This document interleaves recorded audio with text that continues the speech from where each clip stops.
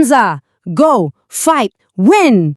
Yo, Sobat Spansa, apa kabarnya nih? Semangat banget ya kita hari ini? Siap banget dong pastinya buat ngaklukin asesmen bahasa Inggris yang katanya, aduh, bikin pusing itu. Eits, tunggu dulu, kata siapa susah?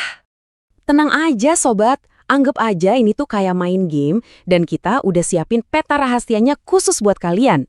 Dijamin deh, setelah ini kalian bakal lihat soal bahasa Inggris itu kayak puzzle yang seru banget buat dipecahin.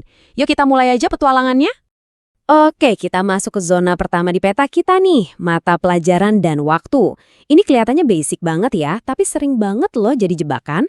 Kuncinya cuma 2 kok, kenali ciri khas mata pelajarannya dan jangan sampai salah pakai preposisi waktu.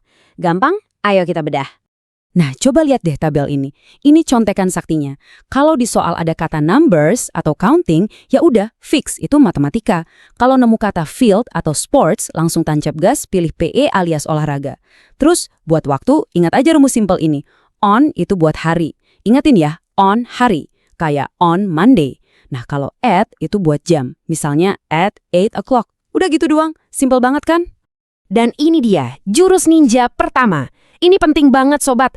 Stop kebiasaan nerjemahin semua kata satu persatu. Aduh, kelamaan. Langsung aja scan kalimatnya, terus berburu kata kunci yang tadi kita bahas. Ada kata Wednesday, udah pasti pasangannya on. Ada kata plants and animals, itu pasti natural science. Hemat waktu, jawaban auto bener. Keren kan? Lanjut ke zona 2. Wah, ini sih udah makanan kita sehari-hari, aturan kelas online. Kalian pasti udah jago banget kan pakai Zoom atau Google Meet? Nah, kita cuma perlu mastiin aja kita tahu istilah-istilahnya dalam bahasa Inggris. Yuk kita cek bareng-bareng. Coba deh perhatiin tabel ini. Ini kan aktivitas kita banget ya. Webcam, ya biar muka ganteng sama cantik kita kelihatan dong. Mikrofon, buat ngomong, tapi ingat, jangan lupa di-mute ya kalau lagi nggak ngomong, biar nggak berisik. Headset, biar suara guru kedengeran jernih. Bukan suara abang tahu bulat lewat. Dan kalau mau nanya tapi malu-malu, pakai aja fitur raise hand atau ketik di chat box. Gampang banget. Siap buat jurus ninja kedua? Perhatikan lawan kata. Ini trik simple tapi ampuh banget loh. Turn on itu kan artinya nyalain. Lawannya ya turn off alias matiin. Jadi kalau di soal gurunya bilang, your voice is not clear atau suaramu kresek-kresek, itu kode. Artinya dia minta kamu buat turn on microphone. Nah kan, langsung paham konteksnya? Kita masuk zona 3 Sobat Spansa. Di sini kita bakal belajar seni meminta tolong dengan sopan. Dan yang paling penting nih, dengan struktur kalimat yang benar dalam bahasa Inggris. Biar kelihatan makin keren gitu, hehe. Nah, ini nih yang sering bikin bingung. Coba lihat bedanya. Kalau kamu yang mau dikirimin sesuatu, atau kamu yang jadi penerima bantuan, pokoknya selalu pakai to me. Jadi yang benar itu, could you send your notes to me? Bukan, borrow me your notes. Aduh, itu strukturnya salah kaprah, Sobat. Intinya kalau pertolongannya tuh ngarah ke kita, pakai to me. Wajib dicatat ya. Lanjut ke zona keempat. Pertanyaannya simple. Seberapa sering sih kamu ngelakuin sesuatu? Nah, ini kita lagi ngomongin soal adverbs of frequency. Anggap aja ini kayak level meter gitu deh, dari 100% sampai 0%. Seru nih buat ngebayanginnya. Lihat deh diagram donat ini. Keren kan? Kalau kamu ngelakuin sesuatu tiap hari, tanpa bolong, itu namanya always, 100%. Kalau sering banget tapi ya sesekali absen lah, itu usually, 90%. Kalau 50-50, kadang iya, kadang enggak, itu sometimes. Jarang banget, itu seldom atau rarely. Dan kalau nggak pernah sama sekali, itu udah pasti never, 0%. Gampang kan bayanginnya?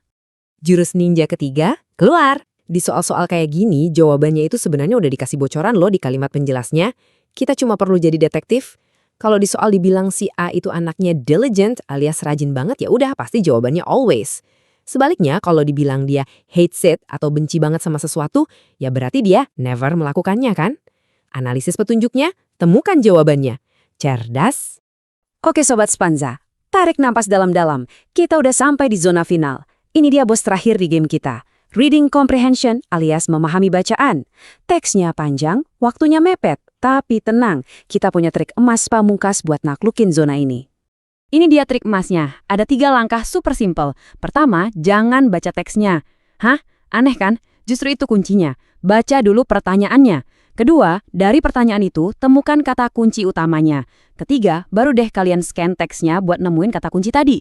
Jawabannya dijamin ada di sekitar situ. Ini bener-bener game changer. Oke, kita latihan ya. Misal pertanyaannya begini. Langkah pertama, kita baca soalnya. Langkah kedua, apa kata kuncinya di sini? Jelas banget kan? Kata kuncinya itu stay focused. Oke, sekarang tugas kita adalah berburu kata stay focused ini di dalam teksnya. Siap? Dan bingo! Lihat ini, kita bahkan nggak perlu baca seluruh paragrafnya, cuma dengan men-scan teksnya, kita langsung nemu kalimat yang ada kata stay focus. Dan jawabannya ada di kalimat yang sama persis. He limits his screen time and turns off his phone. Tuh kan, berhasil. Trik ini benar-benar jurus penyelamat di saat genting, sobat.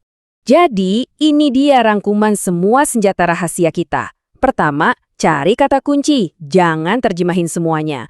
Kedua, ingat lawan kata, kayak on dan off. 3, perhatikan arah permintaannya, selalu pakai to me. 4, jadi detektif dan cari petunjuk sifatnya. Dan yang paling pamungkas, 5, baca soal dulu, baru berburu jawabannya di teks. Kalian udah siap tempur sekarang? Nah, Sobat Spansa, sekarang kalian udah pegang semua kunci dari peta rahasia ini. Ingat ya, bahasa Inggris itu nggak susah kok. Anggap aja kayak permainan yang punya pola. Kalau kalian udah tahu polanya, dijamin jadi gampang dan seru banget. Kalian pasti bisa. Semangat terus belajarnya, dan sampai jumpa di petualangan berikutnya. Spansa, go, fight, win! Dadah Sobat Spansa!